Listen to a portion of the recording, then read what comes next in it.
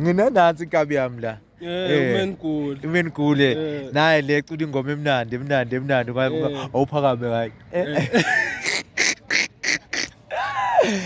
bafethu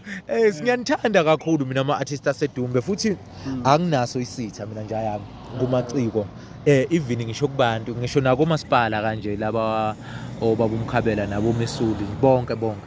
yazi ukuthi wena lento isukaphi sekunabantu abane information errong kakhulu ngami errong kakhulu njalo ngangokuthi sekuye kwavela nezinto zokuthi mina sengiye ngazama ukuvimba igcoka elisha ngalesikhathi lizothula ibudget la emva abaqela lapho yazi kwenzakalani mina mangabe ngibuka record ngiyahamba ngalapha na kamasipala bafowethu nanku umsebenzi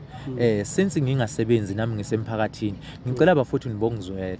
yazi nje ayami thina as a local artist iningi lethu singamahasilas uyazi ukuthi mfowethu u10000 odwa ofike kanye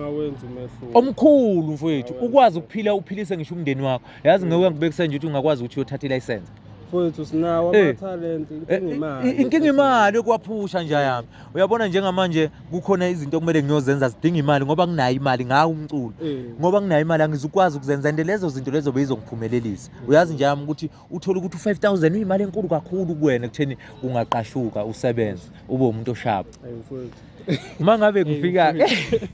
ibukeka incane bayibuka incane shifethu bese bayakhohlwa nje ukuthi ingapha sikhona emphakathini asisebenzi egcineni ibona abazogcina besibiza ngegibengu because isoganga vele phela mfethu masidinga imali kudinga imali and mfethu ayikho imali encane mawungenamali ayikho imali enkulu ngisho ishumi lekhulu mawungenamali yes mfethu nabantu mina kubazi bathatha kanjani so uma ngabe nguhambisa lapha kanti kuzoba khona umcimbi okhona othinta lona igcoka melisha ngitshela ngusithe kwaMpukungosi uthi mangifika lapha nomsebenzi wami ngithi mathita nibongizwela phela uthi usithe kunomcimbi ozoba khona uzoba unegcoka melisha lo mcimbi lo sizozama ukuthi sikubize nawe uzoyibonakalisa ebantwini khona kodwa phela vele kukhona engangade ngizokuthola ngoba kukamasipala emva kwalokho mfethu mangabe sekuphuma engiye khona kamasipala ngitshela lokho ngikamasipala ngikuye uyezwa yini kamasipala yangithola ngikubo laba abasebenza abaka-art and culture kusho ukuthi uyabona mfethu mangabe sekuphuma ipost ngibona angikho mina epostini khona igcoma elisha nobuselaphi kulo mcimbi lo imeka kade izothula ibudget emphakathini ngikhuze ngibabaza uthi madoda lapho mfowethu ngiqeda kufeyila ngine-stress ngiqeda kufeyila ey'ntweni ey'ningi kade ngizama kuzimali since ngingasebenzi ngingenamali yabona sengiyasho ukuthi ngoba nanku lo mcimbi uNkulunkulu ungizwile kanti mfethu ngiqambe ngishilo kuthi mangibotha angikho epostini ngiqale manje ngihlale phansi ngicabanga ngithi ngizokwenza njani manje nenkinga eziningi kakhulu ngithi no ngithathe inkinga zasemphakathini